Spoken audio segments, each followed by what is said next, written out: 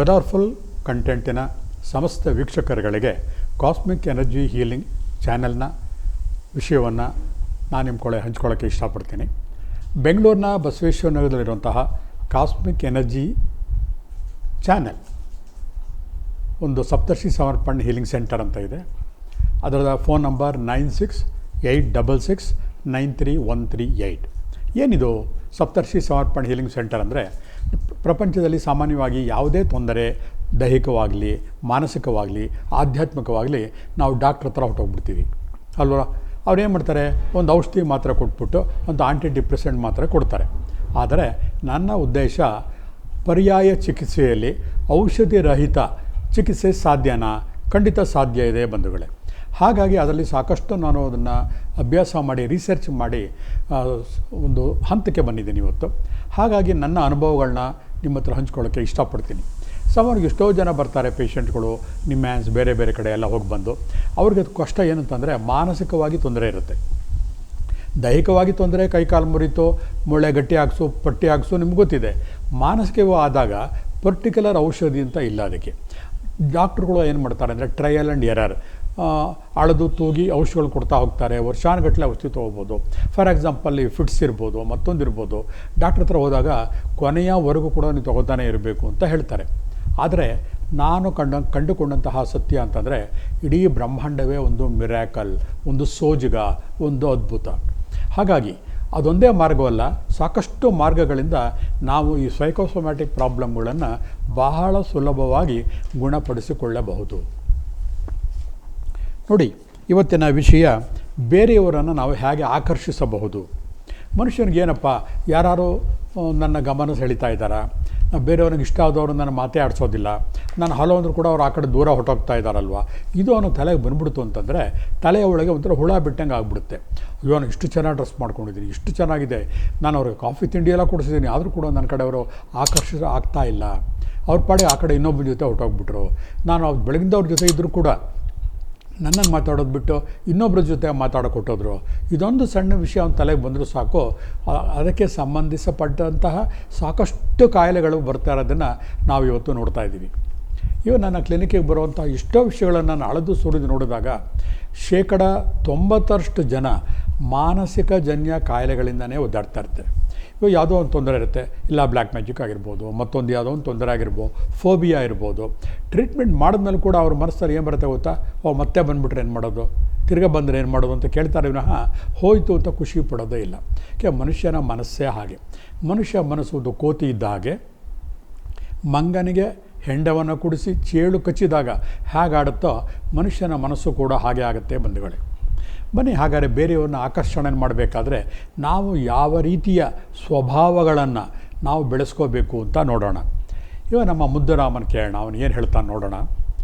ತನಗೆಂದು ಬದುಕಿದರೆ ಆ ಬಾಳು ಬಾಳಲ್ಲ, ತನಗೆಂದು ಬದುಕಿದರೆ ಆ ಬಾಳು ಬಾಳಲ್ಲ. ಪರ ಅಶ್ರು ಒರೆಸುವುದೇ ನಿಜ ಬಾಳ ಗುರಿಯು. ಪರ ಪೀಡನೆಯು ಪಾಪ, ಪುಣ್ಯ ಪರ ಉಪಕಾರ. ಮರೆ ನಿನ್ನ ನೆನೆ ಪರರ ಮುದ್ದುರಾಮ. ನೋಡಿ, ನಮಗೋಸ್ಕರ ಅಂತ ಬದುಕಿದ್ರೆ ಅದು ಬಾಳೇ ಅಲ್ಲ. ಇನ್ನೊಬ್ಬರ ಕಣ್ಣೀರನ್ನು ಒರೆಸ್ತಾ ಇದ್ದರೆ ಅದೇ ನಿಜವಾದ ಬಾಳಿನ ಗುರಿ. ಅಂದಮೇಲೆ ನಮ್ಮ ಗುರಿ ಹೇಗಿರಬೇಕು ಅಂತಂದರೆ, ಬೇರೆಯವರ ನೋವನ್ನು ಯಾವಾಗ ನಾವು ಒರೆಸುವಂತಹ ಮಾತುಗಳಿರ್ಬೋದು, ಕೃತಿ ಇರ್ಬೋದು ಮಾಡಿದಾಗ ಆವಾಗ ನಮ್ಮ ಬಾಳಿಗೆ ಒಂದು ಅರ್ಥ ಬರುತ್ತೆ ಸ್ನೇಹಿತರೆ. ಪರ ಪೀಡನೆಯ ಪಾಪ, ಇನ್ನೊಬ್ಬರಿಗೆ ತೊಂದರೆ ಕೊಡೋದನ್ನ ಪಾಪ. ಪರರುಪಕಾರ ಪುಣ್ಯ, ಇನ್ನೊಬ್ಬರಿಗೆ ನಾವು ಏನು ಉಪಕಾರ ಮಾಡ್ತೀವಲ್ಲ ಅದೇ ಪುಣ್ಯ. ಮರೆ ನಿನ್ನ ನೆನೆ ಪರರ, ನಮ್ಮನ್ನು ನಾವು ಮರೆತು ಯಾವಾಗ ನಾವು ಬೇರೆಯವರ ಕಷ್ಟ ಸುಖಗಳಿಗೆ ಹೋಗಿ ಮಾಡ್ತೀವಲ್ಲ ಆವಾಗಲೇ ನಮ್ಮ ಜೀವನ ಒಂದು ಸಾರ್ಥಕ್ಯವನ್ನು ಪಡಿತಾ ಹೋಗ್ತಾ ಇರುತ್ತೆ. ಹಾಗಾದರೆ ಬೇರೆಯವ್ರನ್ನ ಆಕರ್ಷಣೆ ಮಾಡೋಕ್ಕೆ ನಾವು ಏನು ಮಾಡಬೇಕು? ನಾವು ಏನೂ ಮಾಡಬೇಕಾಗಿಲ್ಲ, ದುಡ್ಡು ಕಾಸು ಎಂಥದ್ದು ಬೇಕಾಗಿಲ್ಲ.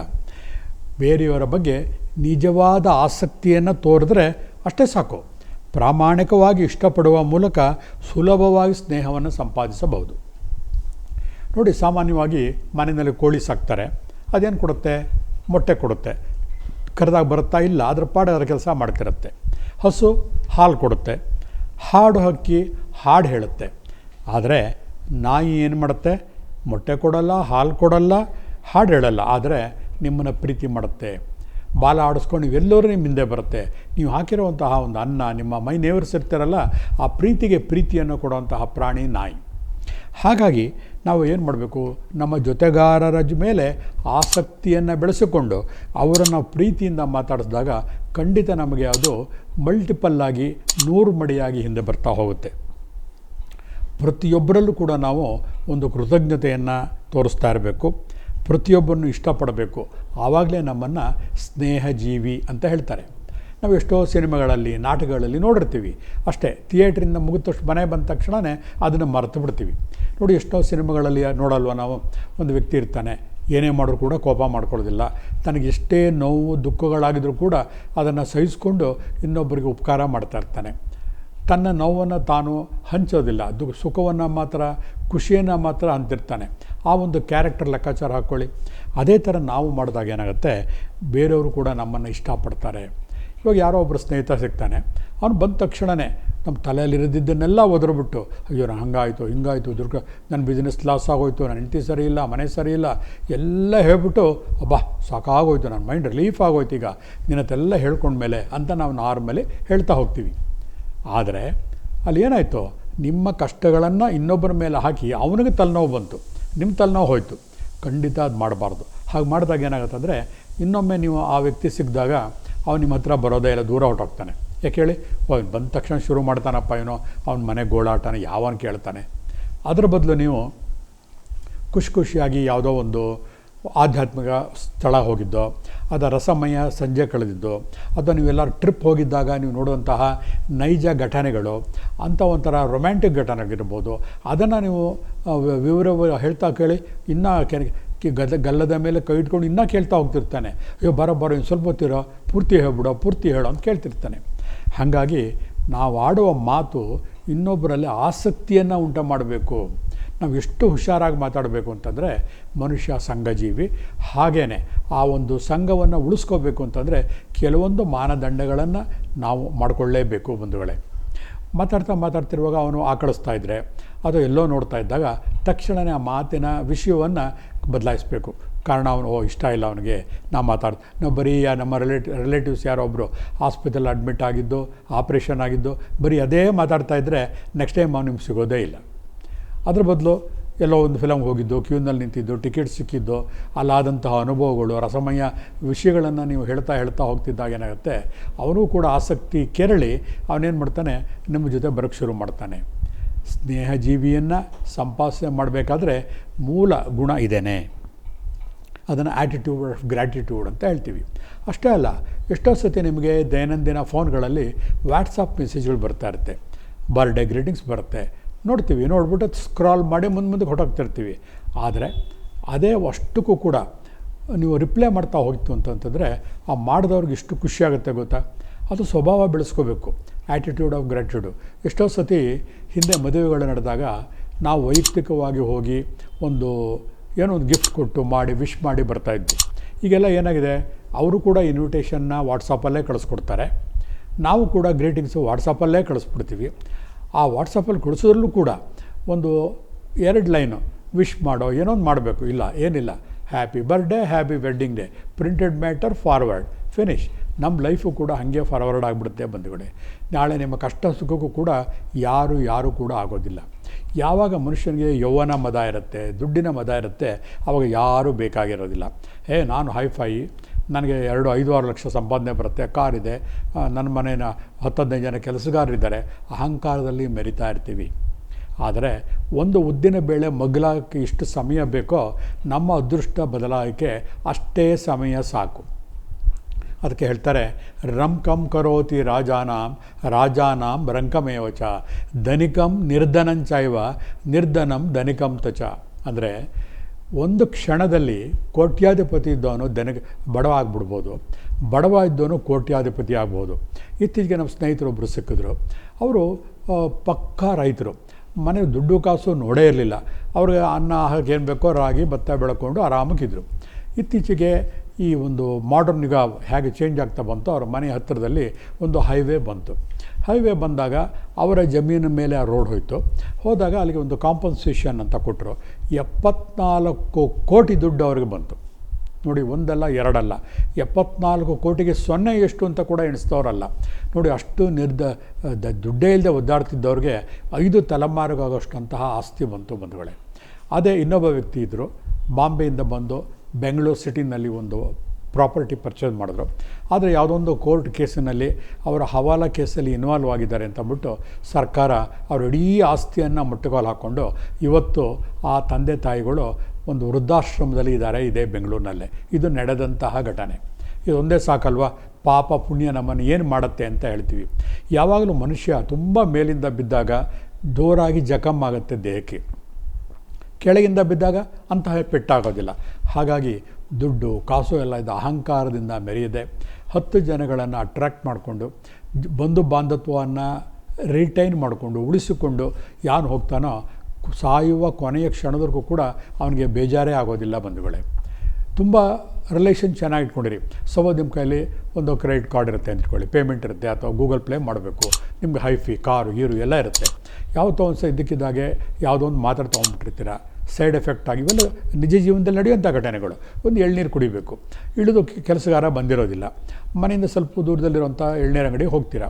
ಹೋಗ್ಬಿಟ್ಟು ಅಲ್ಲಿ ಕೊಡೋಣ ಅಂತಂದರೆ ಮೊಬೈಲ್ ಚಾರ್ಜ್ ಆಗಿರೋದಿಲ್ಲ, ಆನ್ಲೈನ್ ಪೇಮೆಂಟ್ ಮಾಡೋಕ್ಕಾಗ್ತಾ ಇರೋದಿಲ್ಲ, ಕ್ಯಾಶ್ ಇರೋದಿಲ್ಲ. ಬ್ಯಾಂಕಲ್ಲಿದೆ, ಕೋಟ್ಯಾಂತರ ರೂಪಾಯಿ ಇದೆ, ಏನು ತೊಗೊಂಡೇ ಮಾಡ್ತೀರಾ? ನಾವು ಬ್ಯಾಂಕಲ್ಲಿದೆ ಅಂದರೆ ಎಳ್ನೀರು ಕೊಡ್ತಾನೆ ಅವನು? ಇಲ್ಲ. ಅಟ್ಲೀಸ್ಟ್ ವಿಶ್ವಾಸ ಬೆಳೆಸ್ಕೊಂಡಿದ್ದಿದ್ರೆ ನೀವು ಕೊಡಪ್ಪ ನಾಳೆ ಸಂಜೆ ತಂದು ಕೊಡ್ತೀನಿ ಕ್ಯಾಶ್ ಅಂತನಾದ್ರು ಹೇಳ್ಬೋದು. ಅದನ್ನೂ ಮಾಡಲ್ಲ. ಆಮೇಲೆ ಹೋಗುವಾಗ ಬರುವಾಗ ಅವ್ನು ನೋಡಿ ವಿಶ್ ಮಾಡಿದ್ದಿದ್ರೆ ಮಖ ಪರಿಚಯನಾರು ಇರೋದು, ಅದನ್ನೂ ನಾವು ಮಾಡೋದಿಲ್ಲ. ಅವನ ಹತ್ರ ಹೋಗ್ಬಿಟ್ಟು ನಾವೊಂದು ಎಳ್ನೀರು ಕೊಡೆ ಅಂದರೆ ಓರಿ ಬುದ್ಧಿ, ನಮಗೆ ನೀವು ಯಾರು ಅಂತಲೇ ಗೊತ್ತಿಲ್ಲ, ನಾವು ಕೊಡಲ್ಲ. 40 ರೂಪಾಯಿಗೆ ನಿಮ್ಮ ಇಡೀ ಜನ್ಮ ಹರಾಜು ಹಾಕಿದ್ರೂ ಕೂಡ ನಿಮಗೆ ಬೇಕಾದಂಥ ಎಳ್ನೀರು ಸಿಗೋದಿಲ್ಲ, ನೀವು ಕೊಲ್ಯಾಪ್ಸ್ ಆಗಿಬಿಡ್ತೀರ. ನೋಡಿ, ಯಾವಾಗಲೂ ನಾವು ಅಹಂಕಾರದ ಮದದಲ್ಲಿ ಅಲಿತಿರೋ ಟೈಮಲ್ಲಿ ಜೀವನದ ಈ ಕ್ಷಣಗಳು ನಮಗೆ ಬರೋದೇ ಇಲ್ಲ ಅಂತಂದ್ಬಿಟ್ಟು ದೃಢವಾಗಿ ನಂಬಿರ್ತೀವಿ. ಆದರೆ ಮನುಷ್ಯನ ಒಂದು ಆಯುಸ್ಸು ಇದೆಯಲ್ಲ, ಯಾರ ಕೈಯಲ್ಲೂ ಇಲ್ಲ ಬಂಧುಗಳೇ. ಯಾವ ಕ್ಷಣದಲ್ಲಿ ಯಾವ ದಿಕ್ಕಿನಲ್ಲಿ ಬೇಕಾದ್ರೆ ನಾವು ಬಂದು ಮೃತ್ಯು ನಮ್ಮನ್ನು ಆಲಂಗಿಸಬಹುದು. ಅದೊಂದನ್ನು ನಾವು ತಲೆಯಲ್ಲಿ ಇಟ್ಕೊಂಡ್ರೆ ಸಾಕು, ನಾವು ಹದವರಿತು ಮದವನ್ನು ಅಳಿದು ಎಲ್ಲರ ಜೊತೆ ಮುದವಾಗಿ ಇರೋದನ್ನು ನಾವು ಕಲ್ತ್ಕೋಬೇಕು. ಒಬ್ಬ ಕೇಳ್ಬೋದು, ಯಾರನ್ನ ಅಂತ ಮಾಡಬೇಕು? ನೀವು ಯಾವುದೋ ಒಂದು ಹೋಟ್ಲಿಗೆ ಹೋಗ್ತೀರಪ್ಪ, ಕಾಫಿ ತಂದು ಕೊಡ್ತಾನೆ, ಅವನ್ನ ಫ್ರೆಂಡ್ ಮಾಡ್ಕೊಳ್ಳಿ, ಹಾಯ್ ಚೆನ್ನಾಗಿದ್ದೀರಾ ಅಂತ. ಮದುವೆ ಚಿತ್ರಕ್ಕೆ ಹೋಗ್ತೀರಾ, ಅಲ್ಲಿರೋ ವಾಚ್ಮೆನ್ನು ಅಥವಾ ಮ್ಯಾನೇಜರು ಅವನು ವಿಶ್ ಮಾಡಿ. ಸಮಾಜದಲ್ಲಿ ಅಮುಖ್ಯ ಸ್ನೇಹಿತರು ಅಂಥ ಇಂಪಾರ್ಟೆನ್ಸ್ ಏನಲ್ಲ, ಸಣ್ಣ ಪುಟ್ಟ ವಾಕಿಂಗ್ ಹೋಗ್ತೀರಾ, ಅಲ್ಲಿ ಒಬ್ಬರು ಮಾಲೆ ಇರ್ತಾಳೆ, ಗಿಡಕ್ಕೆ ನೀರು ಹಾಕೋಳು, ಅವಳು ಮಾತಾಡಿಸಿ, ಇದು ಗಿಡಕ್ಕೆ ನೀರು ಹಾಕ್ತಾಯಿದ್ದೀನಮ್ಮ, ಹೇಗೆ, ಯಾವ ಗಿಡ, ಈ ಥರ ನಾವಾಗೇ ಇದನ್ನು ಅನ್ವೇಷಣೆಗಳನ್ನು ಮಾಡಿಕೊಂಡು ಹೋಗಬೇಕು. ಯಾವಾಗ ನೂಕಂಡ್ ಕಾರ್ನರ್ಗಳಲ್ಲಿ ಸಂಧಿಗಳಲ್ಲಿ ಜನಗಳನ್ನು ಹೆಕ್ಕಿ ತೆಗೆದು ಆ ಹೃದಯವನ್ನು ಬಿಚ್ಚಿ ನಾವು ಮಾತಾಡ್ತಾ ಹೋಗ್ತೀವೋ, ನಿಮಗೇ ಗೊತ್ತಿಲ್ಲದಿದ್ದಾಗೆ ಸುಖ ಸಮೃದ್ಧಿ ನಿಮ್ಮದಾಗದೆ ಬಂಧುಗಳೇ. ಬ್ಯಾಂಕಲ್ಲಿಟ್ಟಿರೋ ಅಕೌಂಟ್ ಆಗಲಿ ಅಥವಾ ನಿಮ್ಮ ಚಿನ್ನ ವಜ್ರ ವೈಡೂರ್ಯಗಳಾಗಲಿ ಯಾವತ್ತೂ ನಿಮಗೆ ಸುಖವನ್ನು ಕೊಡೋಲ್ಲ. ಅದು ಕೊಡೋದು ಬರೀ ಭಯ. ಇವತ್ತು ನಾನು ನಿಮ್ಮ ಮುಂದೆ 20 ಕೋಟಿ ಕೊಡ್ತೀನಿ, ಫಸ್ಟ್ ನಿಮಗೆ ಖುಷಿ ಆಗೋದಿಲ್ಲ. ಅಯ್ಯೋ ಎಲ್ಲ ಬಚ್ಚಿಡಲಿ, ಬ್ಯಾಂಕಲ್ಲಿಟ್ಟರೆ ಟ್ಯಾಕ್ಸ್ ಬರುತ್ತೆ, ಮನೇಲಿಟ್ಟರೆ ಕೆಲಸಗಾರರು ಕಳ್ಳರ ಕಾಟ. ಆ ಭಯ ಅನ್ನೋದು ಮೊದಲು ನಿಮ್ಮನ್ನು ಆವರಿಸ್ತಾ ಹೋಗ್ತಾ ಇರುತ್ತೆ. ಅದೇ ಎಲ್ಲರ ಜನರ ಸಂಪರ್ಕ ಇಟ್ಕೊಂಡಾಗ ಯಾವೊಬ್ಬ ಕಳ್ಳ ಬಂದರೂ ಕೂಡ ಬೇರೆಯವ್ರು ನೋಡು, ನಮ್ಮ ಸಾಹೇಬ್ರ ಮನೆಗೆ ಯಾರೋ ಕಳ್ಳರು ಬಂದಿದ್ದಾರೆ, ಅವರೇ ಬಂದು ನಿಮಗೆ ರಕ್ಷಣೆ ಕೊಡ್ತಾರೆ. ನಿಜವಾಗಿ ನಾವು ಸಂಪಾದನೆ ಮಾಡಬೇಕಾಗಿರೋದು ಸ್ನೇಹಜೀವಿ ಬಿಟ್ಟು ನಾವು ಏನು ಮಾಡ್ತಾಯಿದ್ದೀವಿ, ನಾವು ಬರೀ ದುಡ್ಡು ಕಾಸು ಪೊಸಿಷನ್ಗಳನ್ನ ಹಿಂಬಿಡ್ತಾಯಿದ್ದೀವಿ. ಇವತ್ತಿನ ಎಲ್ಲ ಅನಾರೋಗ್ಯಕ್ಕೆ ಕಾರಣ ಈ ಮನಸ್ಥಿತಿ. ಯಾವ ಮನುಷ್ಯನ ಮನೋಭಾವ, ಆ್ಯಟಿಟ್ಯೂಡ್ ಅಂತ ಹೇಳ್ತೀವಿ, ಮನೋಭಾವ ಬದಲಾವಣೆ ಆಗುತ್ತೋ ಖಂಡಿತ ಅದು ನಿಜವಾದ ಸಮೃದ್ಧಿ. ಆವಾಗಲೇ ಮನುಷ್ಯ ಬೆಳೀತಾ ಹೋಗ್ತಾನೆ, ಖುಷಿಯಾಗಿರ್ತಾನೆ. ಇವತ್ತು ನೋಡಿ, ಮನೆ ಯಾವುದೋ ಒಂದು ಫಂಕ್ಷನ್ ಹೋಗಿದ್ದೆ, ಅಲ್ಲಿ ಒಂದು ವ್ಯಕ್ತಿ ಬಂದರು, ಸಿಂಪಲ್ ಡ್ರೆಸ್ಸಲ್ಲಿ ಮಾಮೂಲಿ ಒಂದು ಪಂಚೆ ಹಾಕ್ಕೊಂಡಿದ್ರು, ವೈಟ್ ಶರ್ಟ್ ಹಾಕ್ಕೊಂಡಿದ್ರು. ಬಂದವ್ರಿಗೆಲ್ಲ ನಾನು ಕೈ ಮುಗಿದು ನಮಸ್ಕಾರ ಮಾಡ್ತಾಯಿದ್ದಾರೆ. ಇವ್ರು ಯಾರು ಇವರು ಅಂತ ನಮಗೂ ಗೊತ್ತಾಗಲಿಲ್ಲ.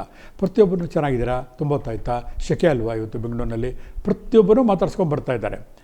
ಎಲ್ಲ ಕಾರ್ಯಕ್ರಮವಾದ ನಂತರ ಹೋಗುವಾಗ ಪ್ರತಿಯೊಬ್ಬರು ಕೂಡ ಆ ಮನುಷ್ಯನ ಹುಡುಕಿ ಥ್ಯಾಂಕ್ಸ್ ಹೇಳಿ ಹೋಗ್ತಾಯಿದ್ದಾರೆ. ಅವ್ರು ಯಾರು ಅಂತ ಇವ್ರಿಗೆ ಗೊತ್ತಿಲ್ಲ, ಇವ್ರು ಯಾರು ಅಂತ ಅವ್ರಿಗೆ ಗೊತ್ತಿಲ್ಲ.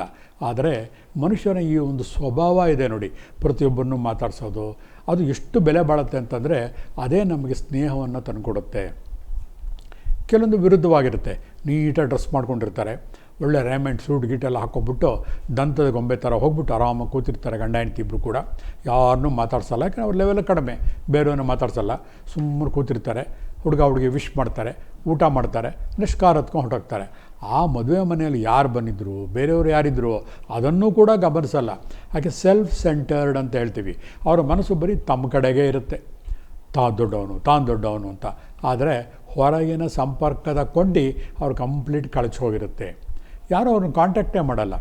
ಈ ಇಡೀ ಬ್ರಹ್ಮಾಂಡವನ್ನು ಲೆಕ್ಕ ಹಾಕಿದಾಗ ಬ್ರಹ್ಮಾಂಡದಲ್ಲಿ ಈ ಭೂಲೋಕ ಒಂದು ಸಣ್ಣ ಒಂದು ಕಾಳು. ಆ ಭೂಲೋಕದಲ್ಲಿ ಇಂಡಿಯಾ ಒಂದು ಸಣ್ಣದು, ಏಷ್ಯಾದಲ್ಲಿ ಇಂಡಿಯಾದಲ್ಲಿ ಕರ್ನಾಟಕದಲ್ಲಿ ಬೆಂಗಳೂರಿನಲ್ಲಿ ಇರುವಂಥ ಜಾಗ ಒಂದು ಸಣ್ಣ ಇರುವೆಯ ಗೂಡಿನಷ್ಟು ಜಾಗ. ಅದರಲ್ಲಿ ಇಷ್ಟೊಂದು ಕೋಟಿ ಜನಗಳಲ್ಲಿ ನಾವನ್ನು ಸಣ್ಣ ಧೂಳು ಅಷ್ಟೇ ಬಂಧುಗಳೇ. ಹಾಗಾಗಿ ಜೀವನದಲ್ಲಿ ನಾವು ಅಹಂಕಾರ ಪಡೋ ಅವಶ್ಯಕತೆಯೇ ಇಲ್ಲ. ನಾವು ಏನೇ ಮಾಡಿದ್ರು ಕೂಡ, ಏನೇ ಮಾಡದೇ ಇದ್ರೂ ಕೂಡ ಇಟ್ ವಿಲ್ ಗೋ ಅನ್ನೋಟಿಸ್ಡ್, ಯಾರು ಗಮನಿಸಕ್ಕೆ ಹೋಗೋದಿಲ್ಲ. ಆದರೆ ನಾವೇನು ಅಂದ್ಕೊಂಡ್ಬಿಡ್ತೀವಿ, ನಮ್ಮಿಂದನೇ ಎಲ್ಲ, ನಾನು ದೊಡ್ಡ ಅಧಿಕಾರಿ, ನಾನು ಕಲೆಕ್ಟರು, ನಾನು ಜಡ್ಜು, ನಾನು ಏನೋ ಮಾಡ್ತಾಯಿದ್ದೀನಿ ಅಂತ ಹೇಳ್ತೀವಿ. ಆದರೆ ಯಾವುದೂ ಇಲ್ಲ. ಸಾವಿನ ಮುಂದೆ ಎಲ್ಲರೂ ಕೂಡ ಶರಣಾಗಲೇಬೇಕು. ಒಬ್ಬ ಮನುಷ್ಯ ಹುಟ್ಟಿದಾಗ ಸಾಯುವವರೆಗೆ ಅವನು ಏನು ಸಾಧನೆ ಮಾಡ್ತಾರೆ, ಎಷ್ಟು ಜನರ ಹೃದಯದ ಮೇಲೆ ತನ್ನ ಪ್ರೀತಿಯನ್ನು ಒತ್ತುತ್ತಾನೆ, ಅದೇ ಅವನ ಒಂದು ದೊಡ್ಡಸ್ತಿಗೆಯನ್ನು ತೋರಿಸುತ್ತೆ ವಿನಃ ಅವನ ಅಹಂಕಾರ ಆಗಲಿ, ದುಡ್ಡಾಗಲಿ ಅಥವಾ ಅವನ ಕಾಸುಗಳಾಗಲಿ ಯಾವುದೂ ಕೂಡ ಕೆಲಸಕ್ಕೆ ಬರೋದಿಲ್ಲ ಬಂಧುಗಳೇ. ಹಾಗಾಗಿ ಈ ಭೂಲೋಕದಲ್ಲಿ ನಾವು ಹೇಗಿರಬೇಕು ಅಂತಂದರೆ, ನಮ್ಮ ಸಂಪರ್ಕದಲ್ಲಿ ಬರುವಂಥ ಪ್ರತಿಯೊಬ್ಬರಲ್ಲೂ ಕೂಡ ನಿಜವಾದ ಆಸಕ್ತಿಯನ್ನು ತೋರಿಸ್ಬೇಕು. ಆವಾಗ ಅವರು ಕೂಡ ನಮ್ಮ ಬಗ್ಗೆ ಆಸಕ್ತಿಯನ್ನು ತೋರಿಸ್ತಾರೆ. ಈವನ್ನು ಪೆಟ್ರೋಲ್ ಬಂಕ್ ಹೋಗ್ತೀವಿ, ಪೆಟ್ರೋಲ್ ಹಾಕ್ಸ್ಕೊತೀವಿ, ಅಲ್ಲಿ ಮಾತಾಡಿ ಬೇಕಾದಷ್ಟು ಹುಡ್ಕೊಂಡು ಹೋದಷ್ಟು ಕೂಡ ಹಾಗೆ ಇರುತ್ತೆ. ಒಂದು ಸತಿ ನಮ್ಮ ಸ್ನೇಹಿತ ಒಬ್ಬ ಒಂದು ಹಾಸ್ಪಿಟ್ಲಲ್ಲಿ ಅಡ್ಮಿಟ್ ಆಗಿದ್ದ. ಅವತ್ತು ಥ್ಯಾಂಕ್ಸ್ ಗಿವಿಂಗ್ ಡೇ ಅಂತ ಒಂದು ಅನೌನ್ಸ್ ಮಾಡಿದರು. ಅವತ್ತೇನಾಗಿರುತ್ತೆ, ಹಾಸ್ಪಿಟ್ಲಲ್ಲಿ ಆಪ್ರೇಷನ್ ಆಗಿದ್ದಂತಹ ವ್ಯಕ್ತಿ ಮಲಗಿರ್ತಾನೆ. ಯಾರೂ ಬಂದೇ ಇಲ್ಲ ಇವತ್ತು, ಥ್ಯಾಂಕ್ಸ್ ಅಂತ ಹೇಳೋಣ ಅಂತ ಸುಮ್ಮನೆ ಪಾಪ ಕಣ್ಣೀರು ಹಾಕ್ಕೊಂಡು ಮಲಗಿರ್ತಾನೆ. ಆದರೆ ಒಬ್ಬ ನರ್ಸ್ ಬರ್ತಾಳಲ್ಲಿ, ಅವಳು ಕೂಡ ತಂದೆ ತಾಯಿ ಇರೋದಿಲ್ಲ. ಬಂದು ಕೇಳ್ತಾಳ ಪೇಷಂಟ್ನ, ಸರ್ ಯಾಕೆ ಹೇಳ್ತಾ ಇದ್ದೀರಾ ಅಂತ. ಇಲ್ಲಮ್ಮ ಇವತ್ತು ಥ್ಯಾಂಕ್ಸ್ ಗಿವಿಂಗ್ ಡೇ, ಯಾರ್ಯಾರು ಥ್ಯಾಂಕ್ಸ್ ಅಂತ ಹೇಳೋಣ ಅಂತಂದರೆ ನೋಡಿ ಯಾರೂ ಇಲ್ಲ ನನ್ನ ಕಡೆಯವರು, ಒಬ್ಬರು ಬಂದೇ ಇಲ್ಲ, ನಾನು ಒಬ್ಬಂಟಿ ಆಗಿಬಿಟ್ಟೆ ಅಂತ ಬಿಕ್ಕಿ ಹೇಳ್ತಾನೆ. ಆ ತಕ್ಷಣವೇ ಆ ನರ್ಸ್ ಹೇಳ್ತಾಳೆ, ನೋಡಿ ನಾನು ಕೂಡ ತಂದೆ ತಾಯಿನ ಕಳ್ಕೊಂಡಿದ್ದೀನಿ, ಆ ನೋವು ಏನು ಅಂತ ನನಗೂ ಗೊತ್ತಿದೆ, ಯೋಚನೆ ಮಾಡಬೇಡಿ, ಇರ್ತೀನಿ ಬಿಟ್ಟು, ನನ್ನ ಡ್ಯೂಟಿ ಮುಗಿದಿದೆ ಇವತ್ತು 5 ಗಂಟೆಗೆ, ಆದರೂ ಕೂಡ ನಾನು ಇವತ್ತು 11 ಗಂಟೆವರೆಗೂ ನಿಮ್ಮ ಜೊತೆ ಇರ್ತೀನಿ ಅಂತ ಅಂದ್ಬಿಟ್ಟು ಎಷ್ಟು ಮನ ಮುಟ್ಟುವಂತಹ ಘಟನೆ ನೋಡಿ. ಹೀಗೆ ಜೀವನದಲ್ಲಿ ನಮ್ಮ ಮನಸ್ಸು ಪರಿಪೂರ್ಣವಾಗಿದ್ದರೆ, ಶುಭ್ರವಾಗಿದ್ದರೆ, ದೇವರು ಯಾವುದೋ ಒಂದು ವ್ಯಕ್ತಿಯನ್ನು ನಮ್ಮ ಜೊತೆ ಕಳಿಸ್ಕೊಡ್ತಾನೆ. ನಿಮಗೂ ಎಷ್ಟೋ ಸತಿ ಅನುಭವ ಬಂದಿರುತ್ತೆ, ನಾವು ಯಾರೂ ಇಲ್ಲ, ನಾನು ಒಬ್ಬಂಟಿ, ನನ್ನನ್ನು ಯಾರು ಕೇರೆ ಮಾಡಲ್ಲ ಅಂತಹ ಅನ್ಕೋತಿರೋ ಟೈಮಲ್ಲಿ ಯಾವುದೋ ಒಂದು ವ್ಯಕ್ತಿ ದೈವಾಂಶ ಸಂಭೂತ ಥರ ಬರ್ತಾನೆ. ನಮ್ಗೆ ಗೊತ್ತೇ ಇರೋದಿಲ್ಲ, ಅವತ್ತವರೆಗೂ ಪರಿಚಯನೇ ಆಗಿರೋದಿಲ್ಲ. ಇದ್ದಕ್ಕಿದ್ದಾಗ ಬಂದ್ಬಿಟ್ಟು ಹಾಯ್ ಅಂತಾನೆ, ನಿಮ್ಗೇನು ಬೇಕು ಸಹಾಯ ಕೇಳ್ತಾನೆ, ಊಟಕ್ಕೆ ಹೋಗೋಣ, ತಿಂಡಿಗೆ ಹೋಗೋಣ ಅಂತ ಕರೀತಾನೆ. ನಿಮಗೆ ಆಶ್ಚರ್ಯ ಆಗುತ್ತೆ. ಆದರೆ ಇದನ್ನೆಲ್ಲ ಗಮನಿಸುವಂತಹ ಸೂಕ್ಷ್ಮ ಮನಸ್ಸು ನಾವು ಬೆಳೆಸ್ಕೋಬೇಕು ಬಂಧುಗಳೇ. ನಮಗೆ ಒಳ್ಳೇದು ಯಾರೋ ಮಾಡೋಕ್ಕೆ ಬಂದರೂ ಕೂಡ ಅವನು ಅವಮಾನಿಸ್ತಾ ಇದ್ದರೆ ನಮ್ಮನ್ನು ಯಾರು ತಾರೆ ಬೆಲೆ ಕೊಡ್ತಾರಲ್ವ. ಹಾಗಾಗಿ ನಿಜವಾದ ಪ್ರೀತಿ ಹುಟ್ಟಬೇಕಾಗಿರೋದು ಹೊರಗಡೆ ಅಲ್ಲ, ನಮ್ಮ ಹೃದಯದ ಅಂಗಳದಲ್ಲಿ. ಯಾವಾಗ ನಮ್ಮ ಹೃದಯದಲ್ಲಿ ಅನಾಹತ ಚಕ್ರ ಅಂತಿದೆ, ಅದರಲ್ಲಿ ಬರೋ ಎನರ್ಜಿಯ ಬಣ್ಣ ಲೈಟ್ ಗ್ರೀನ್ ಕಲರ್. ಅದರ ಶಕ್ತಿ ಏನಪ್ಪ ಅಂತಂದರೆ, ಮನೆಯ ಒಳಗೆ ಮನೆಯ ಹೊರಗೆ ಎಲ್ಲರನ್ನೂ ಕೂಡ ಪ್ರೀತಿಯಿಂದ ಆರಾಧಿಸುವುದು. ಯಾವಾಗ ನಮ್ಮ ಅನಾಹತ ಚಕ್ರ ಪ್ರೀತಿಯನ್ನು ಸಿಂಪಡಿಸುತ್ತೆ, ನಮಗೇ ಗೊತ್ತಿಲ್ಲದಾಗ ಆ ಕಾಸ್ಮಿಕ್ ಎನರ್ಜಿ ಅಸ್ತು ಅಂತ ಇರುತ್ತೆ. ಎಲ್ಲೋ ಒಂದು ಕಡೆ ನಿಮಗೆ ಸಹಾಯ ಮಾಡುತ್ತೆ. ನಿಮ್ಗೆ ಎಷ್ಟೋ ಸತಿ ಅನುಭವ ಬಂದಿರುತ್ತೆ. ಬೇರೆ ಯಾವುದೋ ಒಂದು ದೂರದ ಊರಿಗೆ ವರ್ಗ ಹೋಗಿರ್ತೀರ, ಕರೆಂಟ್ ಇರೋದಿಲ್ಲ, ಊಟ ಮಾಡಬೇಕು, ಹಸಿವಾಗ್ತಾ ಇರುತ್ತೆ, ಏನು ಮಾಡೋದು ಗೊತ್ತಾಗ್ತಿರೋದಿಲ್ಲ, ಹೋಟ್ಲೆಲ್ಲೋ ದೂರದಲ್ಲಿರುತ್ತೆ. ಆ ಟೈಮಲ್ಲಿ ಯಾವುದೋ ಒಂದು ಸ್ನೇಹಿತೆಯೋ ಹತ್ತಿರದಿರೋ, ಬನ್ನಿ ಸರ್ ನಮ್ಮನೆಗೆ ಬನ್ನಿ, ಊಟಕ್ಕೆ ಇವತ್ತು ನಗರ ಬಂದು ಎಲ್ಲೂ ಕೂಡ ಹೋಟ್ಲುಗಳಿಲ್ಲ ಅಂತ ಕರೆದು ಪ್ರೀತಿಯಿಂದ ಊಟ ಬಡಿಸ್ತಾಳೆ ಬಂಧುಗಳೇ. ಪ್ರತಿಯೊಬ್ಬರು ಕೂಡ ಒಂದಲ್ಲ ಒಂದು ಸನ್ನಿವೇಶಗಳನ್ನು ನೀವು ಇದನ್ನು ಅನುಭವಿಸಿರ್ತೀರ. ಅನುಭವಿಸುವುದನ್ನು ಗಮನಿಸುವಂತಹ ಗುಣ ನಿಮ್ಮಲ್ಲಿ ಇರಬೇಕಷ್ಟೇ. ಹಾಗಾಗಿ ಪ್ರೀತಿ ಅನ್ನೋದು ಎಷ್ಟು ಬೆಲೆ ಬಾಳುತ್ತೆ ಅಂತಂದರೆ, ಎಷ್ಟೋ ಸಂದರ್ಭದಲ್ಲಿ ನಿಮ್ಮ ಚಿನ್ನ, ಬೆಳ್ಳಿ, ದುಡ್ಡು ಕೊಟ್ಟು ಕೊಂಡುಕೊಳ್ಳೋಕ್ಕಾಗದೇ ಇರೋಂತಹ ಕೆಲಸಗಳು ಪ್ರೀತಿಯಿಂದ ಸಾಧಿಸ್ಬೋದು. ಪ್ರೀತಿಗೆ ಅಷ್ಟು ಬೆಲೆ ಇದೆ. ಬರೀ ದುಡ್ಡಲ್ಲೇ ಎಲ್ಲ ಅಳಿತೀನಿ ಅಂತಂದರೆ ಖಂಡಿತ ಆಗೋದಿಲ್ಲ. ಕೆಲವು ಹಂತಗಳಲ್ಲಿ ಮಾತ್ರ ನೀವು ದುಡ್ಡು ಕಾಸು ವರ್ಕ್ ಆಗುತ್ತೆ ವಿನಃ ನಿಜವಾದ ಪ್ರೀತಿ ನಿಮಗೆ ಖಂಡಿತ ಎಲ್ಲವನ್ನೂ ಕೊಡ್ತಾ ಹೋಗುತ್ತೆ. ಅದಕ್ಕೆ ವಾಂಟ್ಸ್ ಆ್ಯಂಡ್ ನೀಡ್ಸ್ ಅಂತ 2 ಪದಗಳಿದೆ ಆಂಗ್ಲದಲ್ಲಿ. ವಾಂಟ್ಸ್ ಅಂದರೆ ನಿಮ್ಮ ಬೇಕುಗಳು, ದುಡ್ಡು ಕಾಸು ಏನು ಮಾಡುತ್ತೆ, ನಿಮ್ಮ ಬೇಡಿಕೆಗಳನ್ನು ಈಡೇರಿಸುತ್ತೆ. ಪ್ಯಾಂಟ್ ಬೇಕು, ಶರ್ಟ್ ಬೇಕು, ಸೀರೆ ಬೇಕು, ಬಟ್ಟೆ ಬೇಕು, ಕೊನೆ ಮೊದಲಿಲ್ಲ ನಿಮ್ಮ ದುಡ್ಡೆಲ್ಲ ಖಾಲಿ ಆಗಿಬಿಡುತ್ತೆ. ಆದರೆ ನೀಡ್ಸ್ ಅಂತಂದರೆ ಯಾವುದು ಕಾಸ್ಮಿಕ್ ಎನರ್ಜಿ ನಿಮ್ಗೆ ಆಶೀರ್ವಾದ ಕೊಡ್ತಾನಲ್ಲ, ನಿಮ್ಗೆ ಏನು ಬೇಕೋ ಎಲ್ಲವನ್ನೂ ಕೂಡ ದೇವರೇ ಕೊಡ್ತಾನೆ.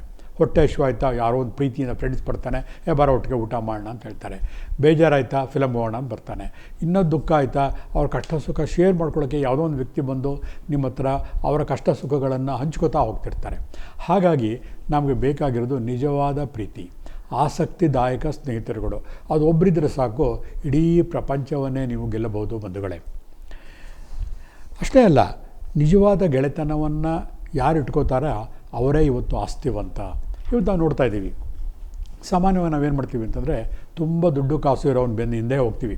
ಯಾಕಂದರೆ ನಾಳೆ ಅವನಿಗೆ ನಮಗೇನೋ ಸಹಾಯ ಆಗಿಬಿಡುತ್ತೆ, ಅವನು ನಮ್ಗೆ ತುಂಬ ಒಳ್ಳೇದು ಮಾಡ್ತಾನೆ, ಹಾಗೆ ಹೀಗೆ ಅಂತಂದ್ಬಿಟ್ಟು.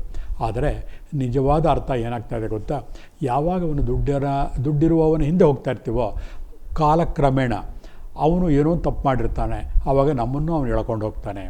ಅವನ ತಪ್ಪಿನಲ್ಲಿ ನಮ್ಮನ್ನು ಪಾಲುಗಾರನ ಮಾಡಿ ಬಾವಿಗೆ ನುಗ್ಗಿಬಿಡ್ತಾನೆ ಸ್ನೇಹಿತರೆ. ಹಾಗಾಗಿ ನಾವು ಇನ್ನೊಬ್ಬರನ್ನ ಆಕರ್ಷಿಸಬೇಕು ಅಂತ ನಮ್ಮ ಮನಸ್ಸಿಗೆ ಬಂತು ಅಂತಂದರೆ, ಮೊದಲು ನಾವು ಮಾಡಬೇಕಾಗಿದ್ದು ನಿಜವಾದ ಸಿಹಿಯಾದ ಪ್ರೀತಿಯನ್ನು ಆಸಕ್ತಿದಾಯಕವಾಗಿ ಬೇರೆಯವ್ರ ಜೊತೆ ಹಂಚ್ಕೋಬೇಕು. ಅದರಲ್ಲಿ ನಿಷ್ಕಲ್ಮಶವಾಗಿರಬೇಕು, ಯಾವುದೇ ದ್ವಂದ್ವ ಇರಬಾರ್ದು, ಕೆಟ್ಟ ಉದ್ದೇಶ ಇರಬಾರ್ದು. ಇವಾಗ ಯಾರೋ ಇರ್ತಾರೆ ಗಂಡ ಹೆಂಡತಿ, ಇಲ್ಲ ಅವ್ರನ್ನ ನಾನು ಸ್ನೇಹ ಸಂಪಾದಿಸ್ಬೇಕು ಅಂತ ಹೋಗ್ಬಿಟ್ಟು ಗಂಡ ಇಲ್ಲದೆ ಇದ್ದಾಗ ಹೆಂಡತಿ ಹತ್ರ ಮಾತಾಡ್ಸೋದು, ಸಲಿಗೆ ಬೆಳೆಸ್ಕೊಳ್ಳೋದು, ಖಂಡಿತ ಅದು ತಪ್ಪು. ಯಾಕಂದರೆ ಸ್ನೇಹಕ್ಕೂ ಪ್ರೀತಿಗೂ ದ್ವೇಷಕ್ಕೂ ಒಂದಕ್ಕೂ ಒಂದು ಅಜಗಜಾಂತರ ವ್ಯತ್ಯಾಸಗಳಿದೆ. ಯಾವಾಗ ನಿಮ್ಮ ಗುರಿ ಕಲ್ಮಶವಾಗಿರುತ್ತೋ, ಕೆಟ್ಟ ಉದ್ದೇಶದಿಂದ ನೀವು ಒಂದು ವ್ಯಕ್ತಿಯನ್ನು ಪ್ರೀತಿ ಮಾಡ್ಕೋದಾಗ ಏನಾಗುತ್ತೆ, ಆ ಕ್ಷಣಕ್ಕೆ ನೀವು ಜಯಗಳಿಸಿದ್ರೂ ಕೂಡ ಬಡ್ಡಿ ಸಮೇತ ಅದು ನಿಮಗೆ ತಿರುಗಿ ಹೊಡೆಯುತ್ತೆ ಬಂಧುಗಳೇ. ಯಾಕಂದರೆ ಒಂದು ಗಾದೆನೇ ಇದೆ, ಹಾಲು ಕುಡಿದು ಮಕ್ಕಳೇ ಬದುಕೋದಿಲ್ಲ, ಏನು ವಿಷ ಕುಡಿದವ್ರು ಬದುಕ್ತಾರ ಅಂತ.